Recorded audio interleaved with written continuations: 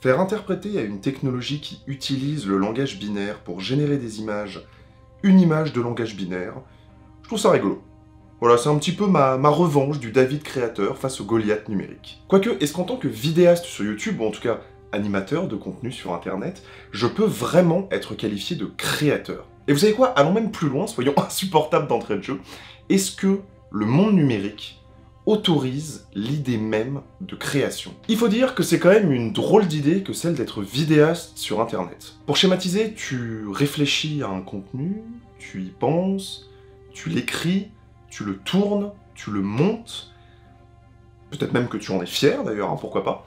Et puis arrive le moment de la publication, et là, si vraiment t'as de la chance, le truc va vivre 2, 3, 4 jours, maximum une semaine, avant d'aller tranquillement mourir dans un coin et de finir totalement oublié. Il faut quand même être un sacré connard, ou une sacrée connasse, hein, bien sûr, n'oublions jamais les femmes dans l'exploration de notre propre misanthropie, pour consacrer autant de temps, d'énergie, d'espace cognitif en fait, à un truc si rapidement voué à disparaître. Alors on pourrait faire toute une analyse sur le principe de la consommation numérique et sur le fait que les interfaces de navigation sont pensées pour créer une surabondance et donc la disparition rapide et programmée des contenus. On pourrait notamment relier ça avec l'architecture du fil d'actualité, que l'on peut faire défiler à l'infini, une idée d'infini d'ailleurs présente jusqu'au design même des appareils, qui retire tout obstacle à ce même défilement en minimisant les étapes d'accès au flux. Ça serait super, mais on va pas parler de ça, parce qu'Internet c'est comme la vie, c'est une suite ininterrompue de déceptions. Surtout que moi ce qui m'intéresse aujourd'hui en fait, c'est de parler de la place que l'on a nous,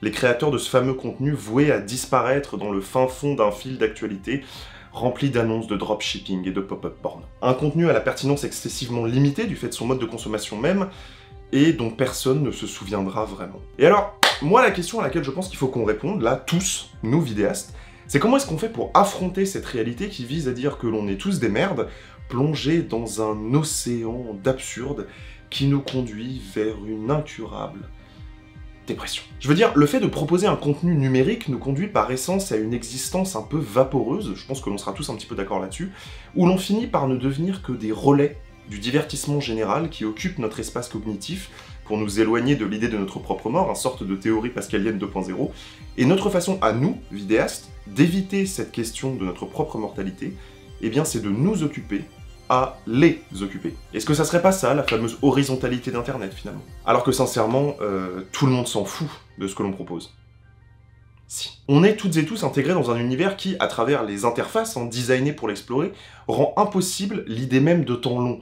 Alors, créer un contenu qui va générer une impression forte sur le spectateur, qui va peut-être créer chez lui une introspection vis-à-vis de ce qu'on lui a dit, qui va lui laisser une sorte de souvenir impérissable comme ça, si vraiment c'est notre objectif, ça relève du délire.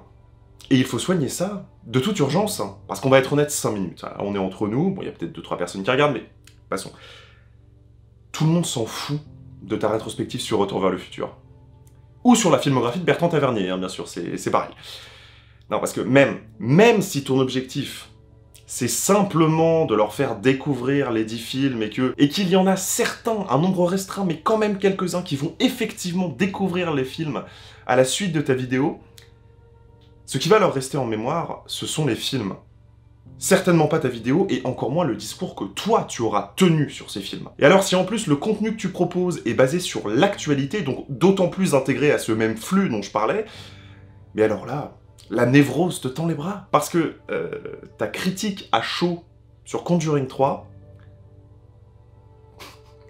on s'en fout.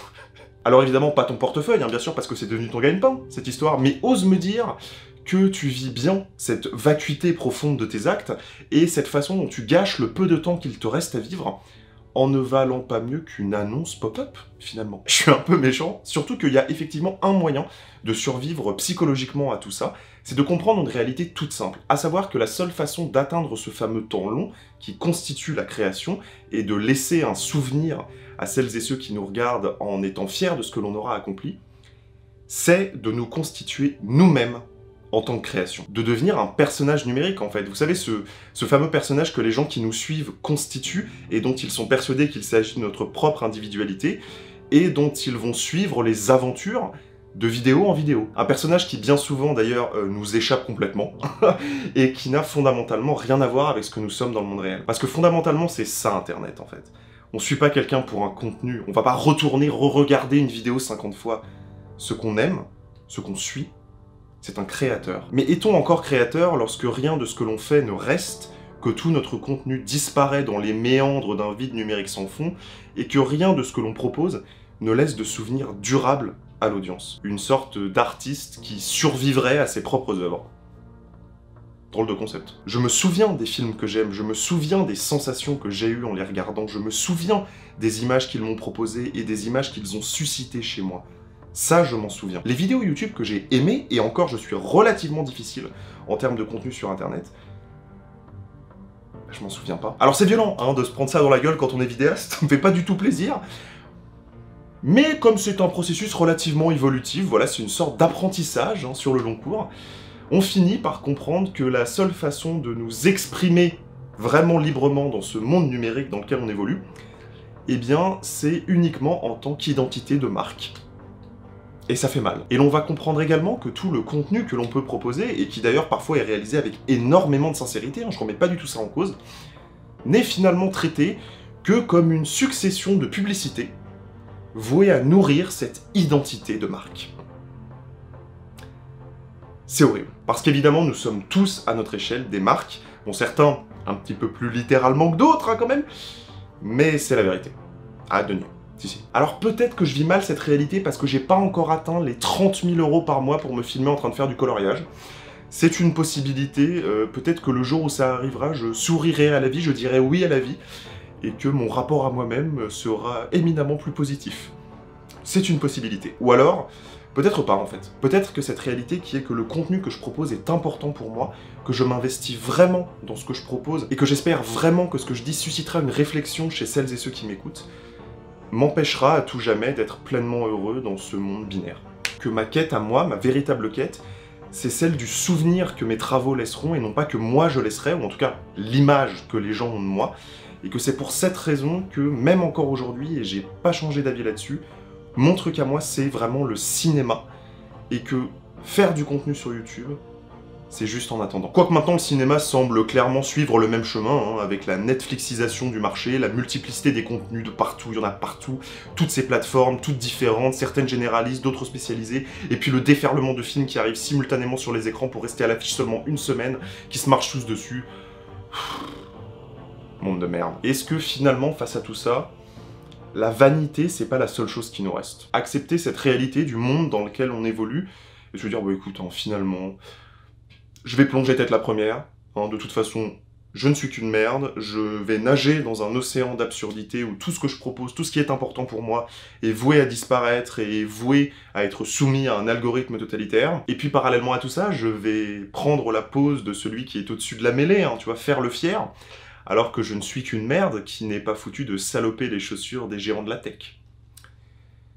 S'acheter des lunettes de soleil et s'installer pour regarder le monde brûler. Ou alors...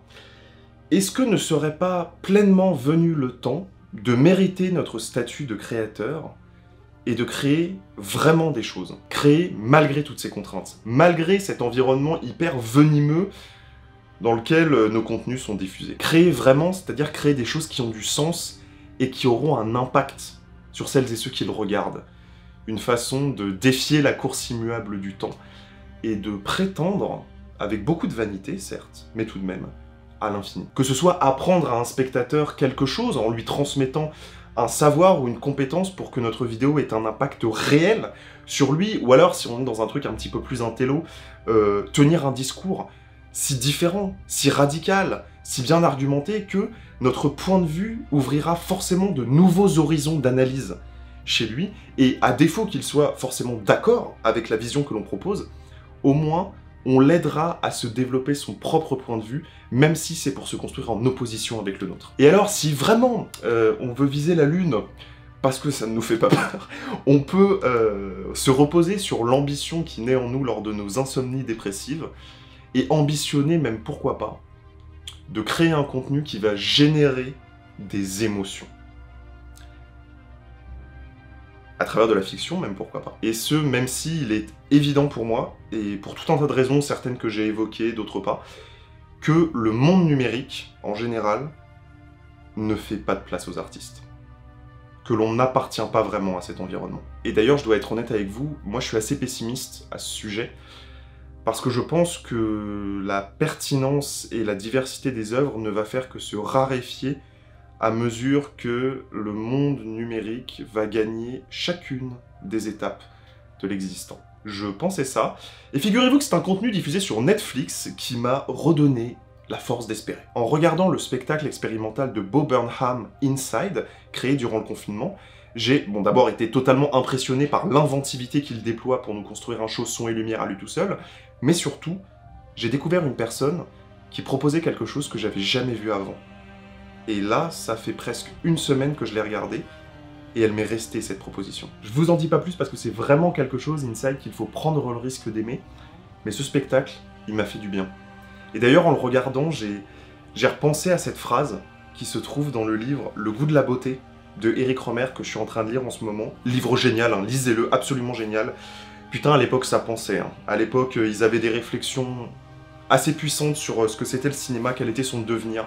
C'est vraiment un livre formidable. Si jamais vous faites partie des consommateurs qui font confiance à la marque Dex et le cinéma, c'est chaudement recommandé. Cette phrase, donc, toute simple, est sans doute la meilleure conclusion possible à cette vidéo. Eh bien, je propose qu'on se laisse dessus, et que se termine ce contenu voué nécessairement à disparaître dans le fin fond d'un fil d'actualité, mais je conserve l'espoir que l'on se reverra une prochaine fois. L'art, reflet de notre temps, n'en est-il pas aussi l'antidote ?